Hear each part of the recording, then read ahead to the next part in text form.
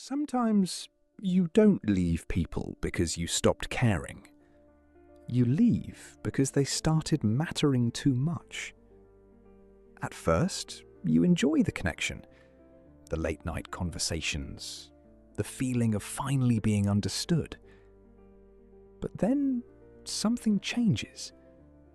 You take longer to reply. You become emotionally blurry. You suddenly feel tired, overwhelmed, distant, and even you don't fully understand why. Because the strange part is, you wanted this. You wanted closeness. So why does your mind start pulling away the moment someone gets too close? The answer usually has very little to do with love, and almost everything to do with safety. Most people think emotional withdrawal is coldness, but psychologically, it's often protection. Your brain is not asking, "Do I like this person?" It's asking something much older. Is it safe to be emotionally visible here? And for many people, the answer their nervous system learned early in life. Isolation reduces uncertainty, but it also reduces nourishment. Humans regulate emotions socially. Your nervous system actually calms down through safe connection.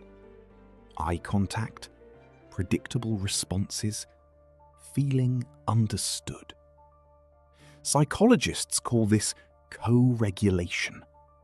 A regulated nervous system is rarely built entirely alone, which means the very thing you avoid during intimacy may also be the thing your brain quietly needs.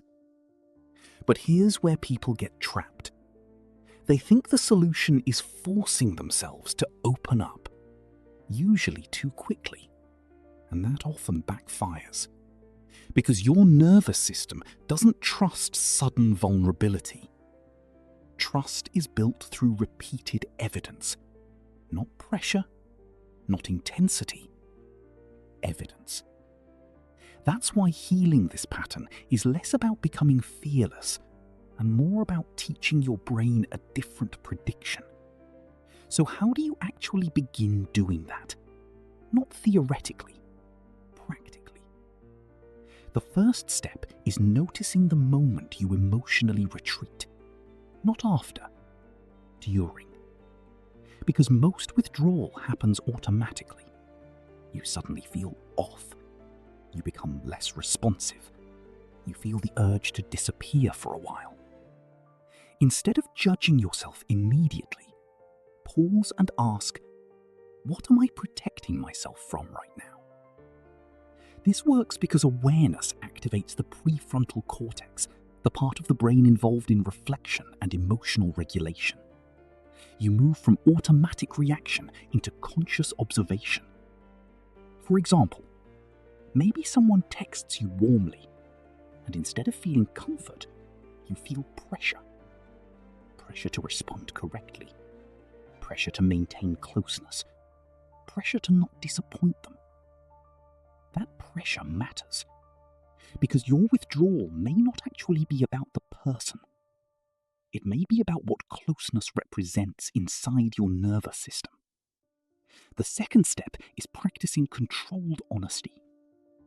And finally, stop measuring your progress by how perfectly connected you become. Measure it by how long you stay present before disappearing. That matters. Because healing attachment patterns is not about becoming endlessly open overnight.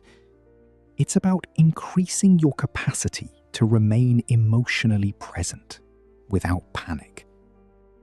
Little by little, conversation by conversation, moment by moment.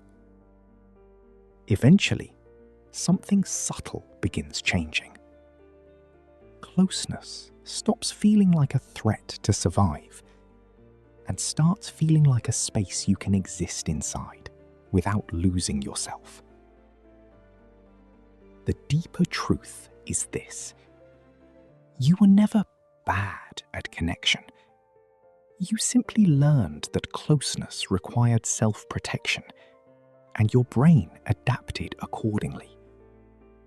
That adaptation may have protected you once, but survival strategies can quietly become prisons when they outlive the environments that created them. So maybe the goal is not forcing yourself to stop disappearing immediately. Maybe the goal is understanding the part of you that learned disappearing was necessary. Because when people feel emotionally